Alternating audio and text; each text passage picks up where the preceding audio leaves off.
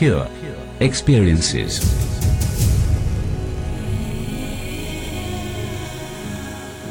Welcome to the Pure Experiences Podcasts.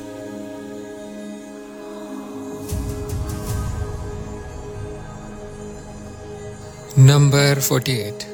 The nature of deep sleep. Among the many visitors who come to Maharaj, there are some who, perhaps because of an earlier common line of guidance or study, find themselves bogged down at a particular point of comprehension. They invariably seek clarification about it. For one such group of people, the problem centered around the nature of the state of deep sleep. They had understood, or more likely, they had misunderstood what they had been told, that the state of deep sleep was indeed the ultimate state, or our original state, and they were quite upset to be told by Maharaj that nothing could be farther from the truth. How can the state of deep sleep, Maharaj asked them, which alternated with the waking state in consciousness, be our true state? Consciousness itself is time-bound, and it depends upon the food body for its manifestation and sustenance. The state of deep sleep is, therefore, very much a physical condition, with the duration alternating with the waking state. The reason why it is mistaken for the non-objective awareness, where awareness is not aware of itself, is that during deep sleep, consciousness temporarily retires into rest. The important difference to note is that the state of deep sleep is similar to awareness only to the extent that consciousness is then not conscious of itself. However, this state is at once in movement insofar as it has duration, after which the waking state again takes over. All that one can say is, added Maharaj, that the sense of presence which is present during the waking state is absent in the deep sleep state. The sense of awareness, what we truly are, on the other hand, is a total absence of both the presence and the absence of the sense of presence. This is the all-important distinction. It is a measure of the strength of conceptual conditioning that people who are supposed to have reached a high spiritual level, whatever it might mean, could not easily perceive this basic distinction which Maharaj makes between deep sleep and awareness. It was pitiable to see Maharaj demolishing their concepts one after another, concepts which they had held so long and so lovingly, and which they were obviously so reluctant to let go. But it was clearly necessary. With his irrepressible sense of humor, Maharaj likened the state of mind of the questioners with that of a millionaire who is informed that all his millions have suddenly turned out to be totally worthless. Maharaj threw further light on the subject by explaining that both the waking state and the deep sleep state are alternating periods in consciousness in manifestation. If this is clearly understood, he said, there would be no confusion. 100 years ago, Maharaj asked the leading member of the group, were you concerned with deep sleep? Did you need sleep? Now, when consciousness has manifested itself in a physical apparatus, could you carry on without deep sleep for any length of time? Consciousness, deep sleep, waking state, duration in time, all constitute the same concept associated with manifestation. How could it possibly be equated with the unmanifest awareness, which is intemporality, pure subjectivity, without the slightest touch of objectivity? Here ends the number 48, the nature of deep sleep. And Nisargadatta Maharaj is clearing up the confusion which some people may have, that deep sleep is the ultimate essence of what I am. And Maharaj is simply saying that deep sleep is what I am. Waking state is also what I am. Absence of both is also what I am. So that which is the truth, that which never comes and goes, is not really affected by the states of mind or body, or even this sense of consciousness, which here means the reflected awareness that is dependent on objects, on existence of the body, mind and world. So sleep is absence of the waking state, and waking state is absence of the sleep, and that which I am is beyond this play of manifestation and non-manifestation. Since the sleep comes and goes, it cannot be that which I am. Since the waking state comes and goes, cannot be that which I am. Both cannot be that which I am, taken separately, but taken together, that which stays during waking state, dreaming state and deep sleep state is awareness, absolute awareness that we truly are. So he says, the state of deep sleep is therefore very much a physical condition with the duration alternating with the waking state. So if you take a look at deep sleep, it is simply a resting state of the body, and many of the mental processes are shut down. But it is not absence of everything. It is still a state which has nothing to do with the total permanence, which is absolute awareness. Absolute awareness is defined as that which persists. It persists throughout all the states. Some people call it fourth state also, the Turiya. But that simply causes a lot of confusion, because then people want to enter that state, the fourth one, and it's not to be found anywhere.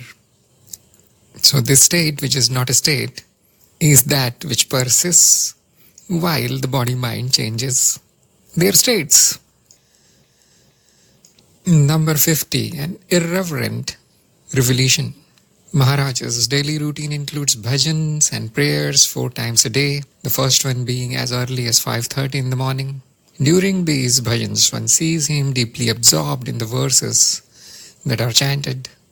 Until recently, he even used to sing and dance with great abandon. Now, of course, he is not strong enough to do so.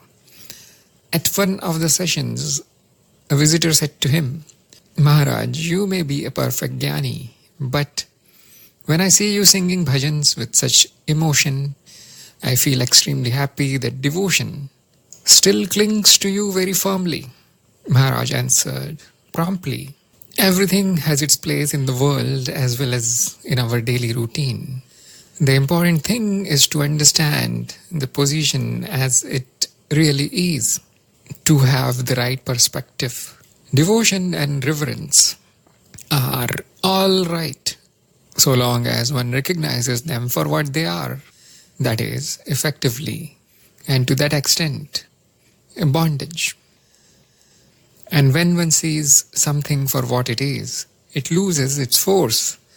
But if one gets involved in it, the bondage gets stronger and stronger.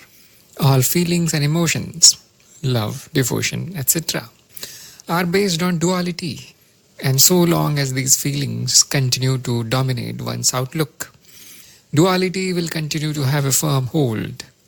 And the real wholeness, unicity, will be out of reach.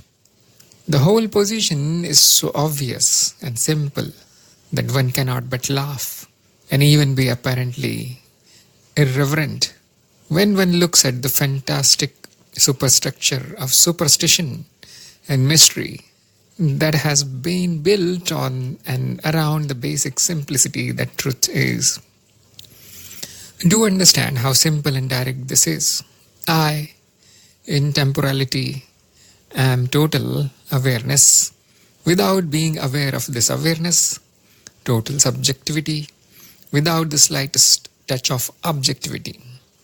I manifest through consciousness, through duality, by means of subject and object, through the concepts of space, time, and the range of interdependent opposites, without which manifestation and objectivization would not be possible.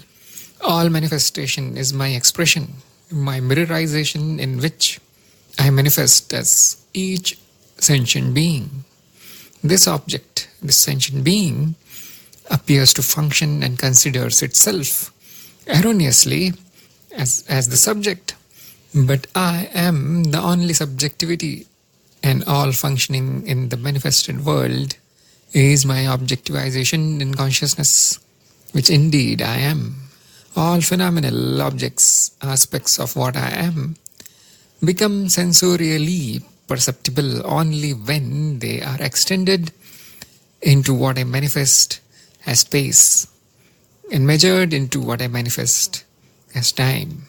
Again, therefore, the simple and obvious truth, this here now, all manifestation, sensorially perceived, is not different from what I am in my unicity. And of course, every sentient object can say this. Once this simple position is clearly understood, you may do what you like while going through the span of life that has been allotted to you. Indulge yourself, if you like, in devotion and reverence. Sing bhajans, but understand the false as false.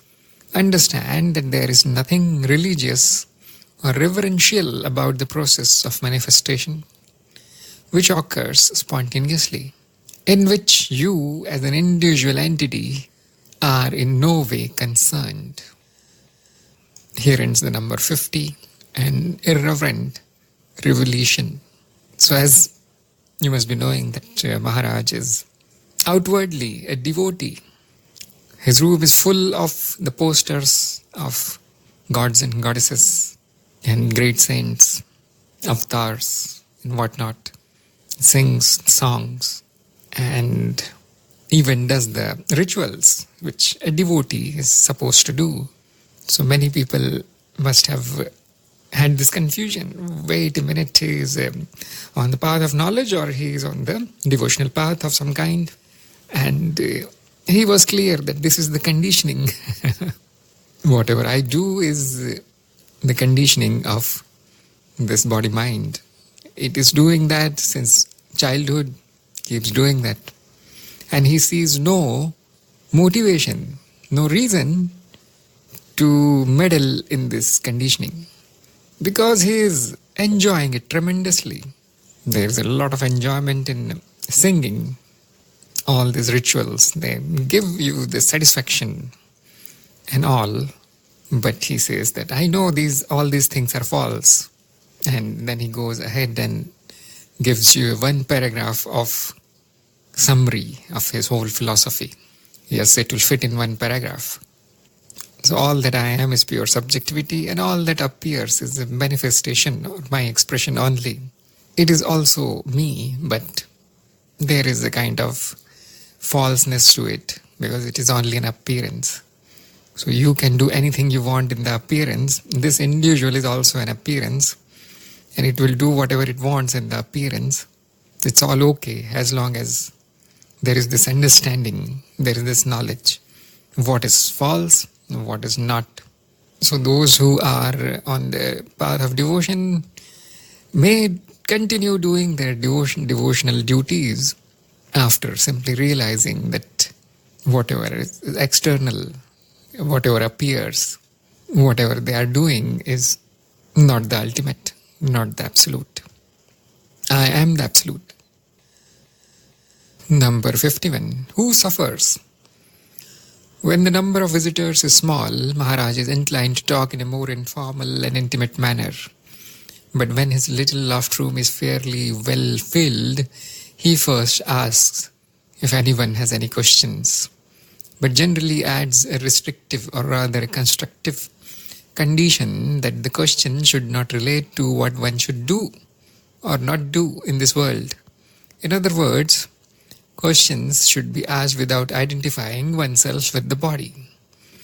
This restriction, it may be presumed, is intended to keep out superficial and flippant questions which would only mean a waste of time.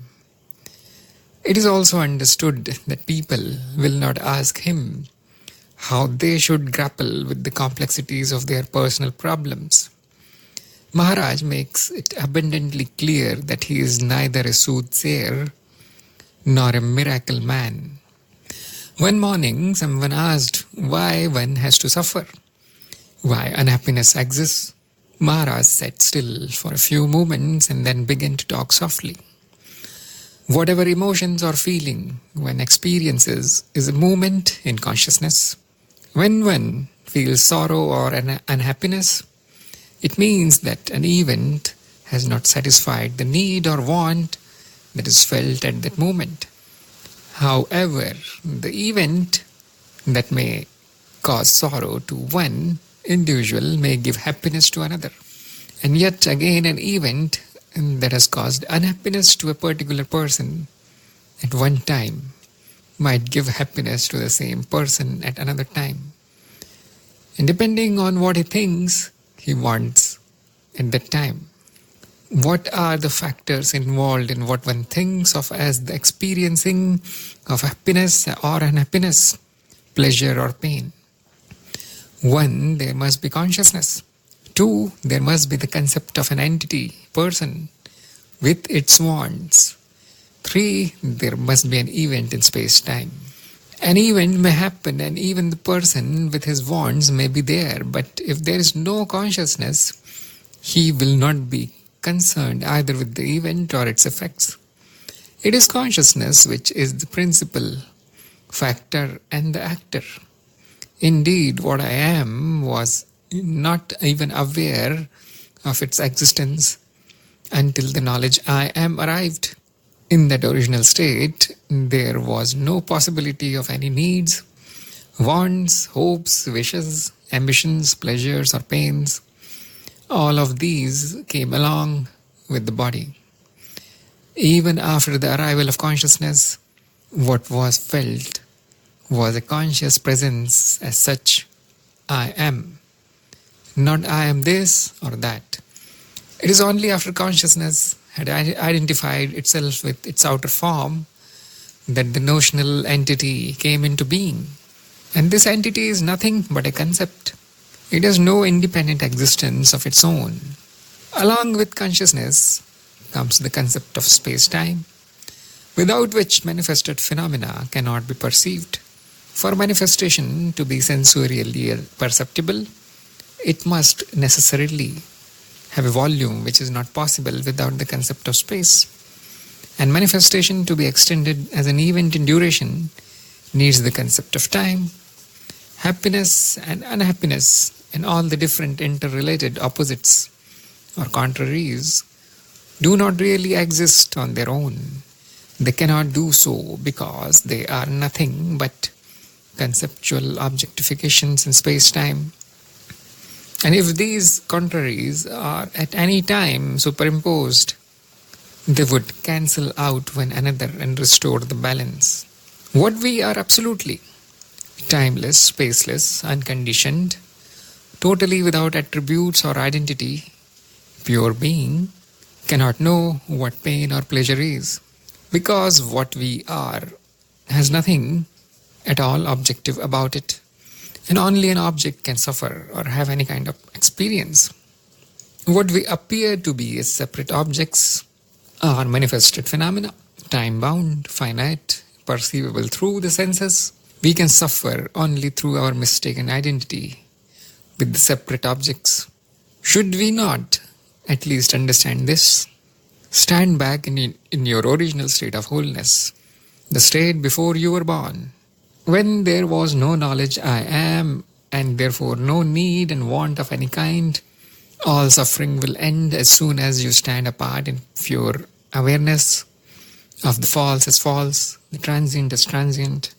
Once you see that the false and the transient depend for their very existence on the concept of space-time, you are nearer to your being. Once you realize that it is the notional entity which you imagine yourself to be that suffers, you awaken into that wholeness of your true nature, in which holiness and healing are implicitly contained. In conclusion, Maharaj referred to the vile disease with which the doctors have charged me.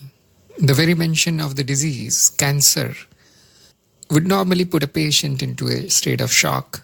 But my reaction is totally different. Who is ailing? Evidently, that which was born will die in its appointed time. In due course, the material, which is the source of this particular psychosomatic apparatus, will become moribund, owing to deterioration, and will be pronounced as dead. And the consciousness within the apparatus will be released to merge with the immanent, all-pervading consciousness. What about me? There never was a me, there never can be a me. I have always been present, absolutely. Indeed, my relative absence will be my absolute presence, and the moment of death will be the moment of the highest ecstasy, the last sensorial perception of the psychosomatic apparatus. Here ends the number 51. Who suffers? Suffering is a major question in all kinds of spiritual studies. And the solution is very simple. Suffering is also an illusion. There are socio-psychological problems with this answer, that you should not tell this to the one who is suffering. Otherwise, you might receive a slap on your face, because nobody likes this. And the problem here is, just like any other illusion, while you are in the illusion, it appears true. When you are suffering, it is the true suffering. Only when you are out of the suffering and see it with a spiritual standpoint, you will see that it was a mental activity, a very complex mental activity. And resistance is the root of suffering. You will see this. Non-acceptance of the mind of the situation in which it finds itself. This is suffering. And since I am beyond mind, there is no suffering for me. Now, somebody may say that simply shift your point of view to that I am pure awareness. Suffering will be gone. But that is not true. That is some kind of misunderstanding of the spiritual teaching. The suffering is not gone. Suffering cannot go. It was not there initially. How can that which is not there go away? Same thing with happiness. It is also a state of mind. It is when the situations or events happen according to my wish, according to what I wanted. That state is expressed as happiness. Happiness is not to be confused with bliss. Bliss or ananda is absence of happiness and absence of suffering. It is a negative state, devoid of any mental states. So the closest that an ordinary person can come to bliss is deep sleep. There is absence of happiness and there is absence of suffering. No pain, no pleasure. One can say that the happiness and suffering, they come and go, which is our direct experience. They do come and go. There is no such thing as permanent happiness, and there is no such thing as permanent suffering also. But bliss, one can say, is constant. It is continuous. Because my very nature is bliss. That's why it's also called truth, consciousness, bliss. These three words describe it completely. So that which suffers is the mind, pain suffered by the body, pleasure experienced by the body, happiness experienced by the mind. And since they come and go, you can stamp them very easily as illusions. So what happens is that unlike the superstition that enlightenment will end the suffering, no, it won't. Only death will end the suffering. Enlightenment will ease the suffering. And the suffering will be there. Pain will be there. The pleasure will be there. The happiness will be there. As long as this body-mind is there, its all processes will be there. And it is perfectly normal. There is no need to meddle in these things.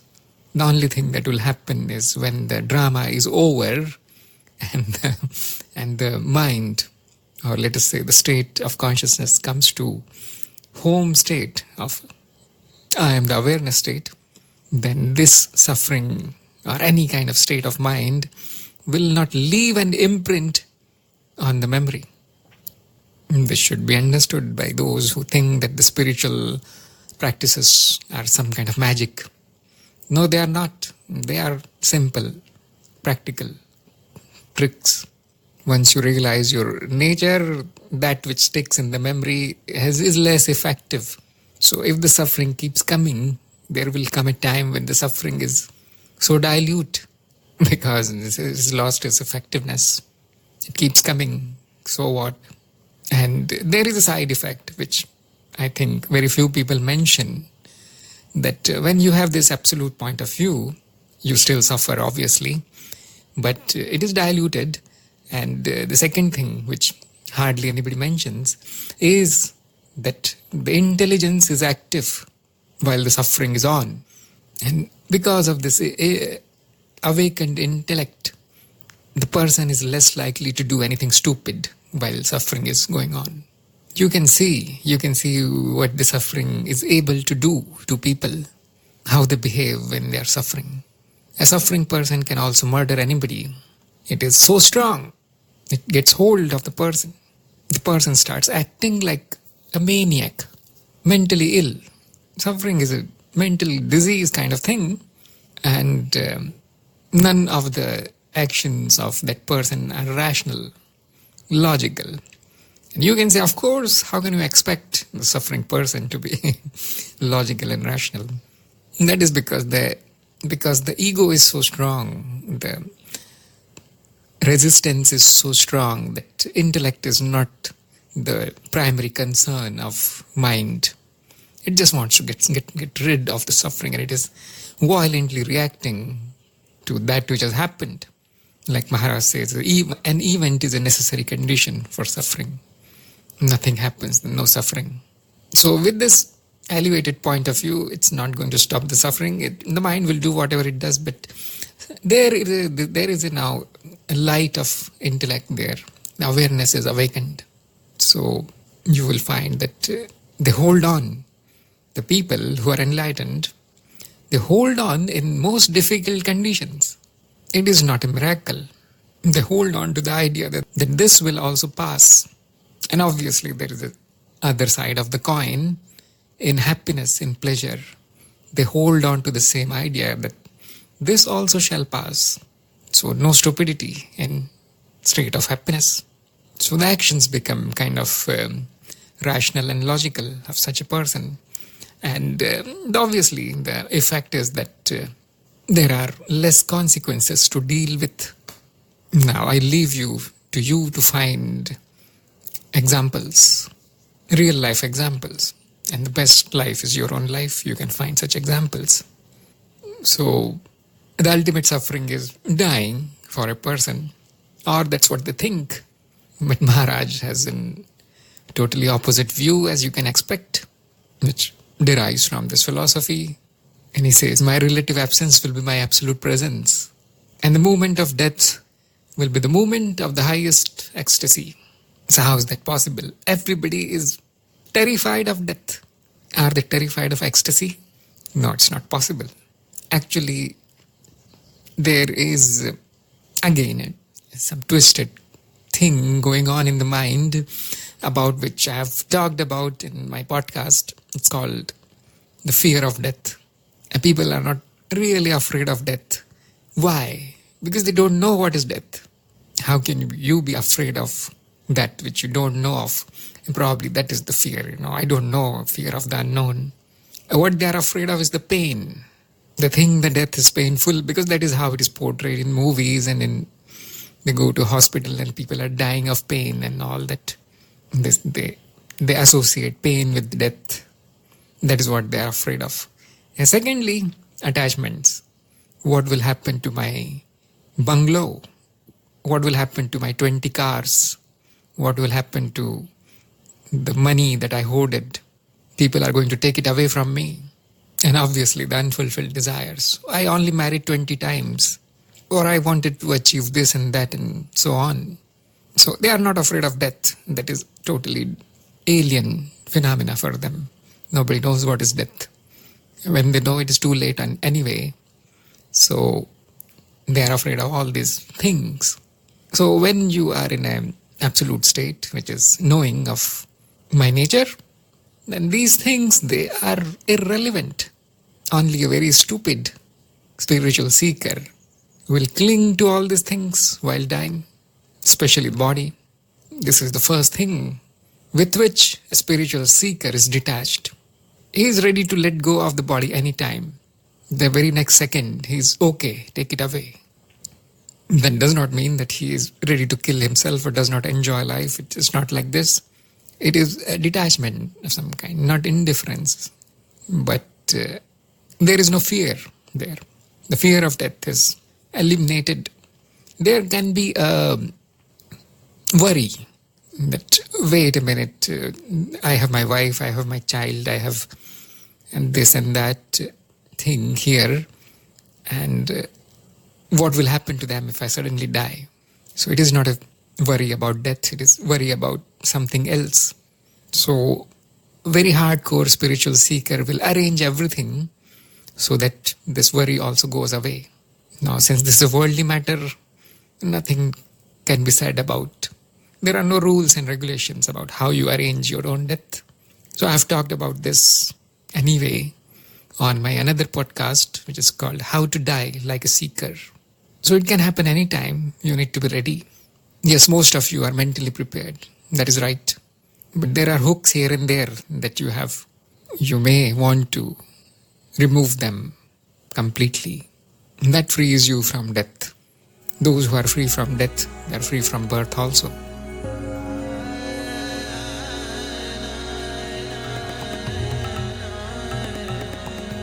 Pure experiences.